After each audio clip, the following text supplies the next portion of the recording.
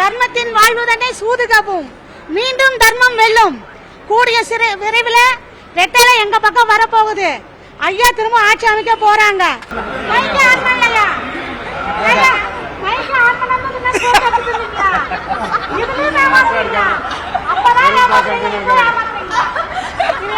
ஜெயிக்காது, தர்மம் ஜெயிக்கும். ஐயாவை ஏமாத்துற மாதிரி எங்களை ஏமாத்த முடியாது.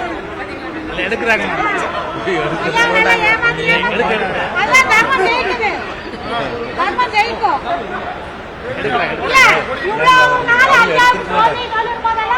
பேசாம இருந்தாங்க. ஒரு தடவை தீர்ப்பு நமக்கு வெற்றி வரும்போது உடனே எல்லாம் கொண்டுறாங்க. அது சிபி சண்முகம் பேசுறாங்க பாருங்க. மகனே அவரோட பேசுறதுக்கு ஆள் இல்லைங்க. நல்ல மன்னன், என்ன மன்னன் நீங்களே தெரிஞ்சுக்கோங்க. ஏங்க ஜெயக்குமார் நாயமான ஒரு நாயமாங்க. அந்த ஆளுக்கு மைக் கிடைச்சா போகுது. நாங்களே எப்பாடு கிடைச்சதான் பேசலாம். இதுதான் மைக்கு முன்னாடி இருப்பாரு. அது என்ன வாயிலுக்கு வரும். மைக்கு கிடைச்சா அக்கால் போக மாட்டேன்.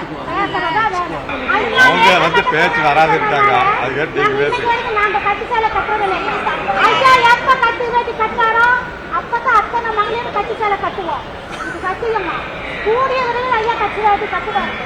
நாங்க திரும்ப கட்டி கொடி கட்டுவாரு. அதே போல வேண்டாமே நான் கொடி கட்டாம இது பண்ணாம அம்மா படம் வச்சிருக்கிறேன். அதே மாதிரி தீர்ப்பு வந்ததுக்கு அப்புறம் ஐயாவும் கட்டுவாரு. ஐயா கொடி வைப்பாரு. ஐயா அம்மா படம் வைப்பாரு. ஐயா கட்டுவாரு, கட்டில கட்டுவாரு, கட்டி வேட்டி கட்டுவாரு. நாங்க கட்டி சேலை கட்டுவோம். ஏழுங்க கொடி பறக்க வைப்பேன். அப்பதான் பறக்க வைப்போங்க. இதுவரைக்கும் நாங்க கட்டி கொடி கட்ட மாட்டோம். ஐயா எப்ப எல்லா இதுவும் செய்யறாரோ அங்கதான் நாங்க கொண்டுவோம். ஐயா உண்மையான விசுவாசி. அவருக்கு பின்னாடி அத்தனை கொண்டதும் உண்மையான விசுவாசி தான். யாருமே ஏமாத்துறவங்க துரோகிகள் கிடையாது. அடுத்த ஐயா ஆட்சியோட பார்ப்போம்.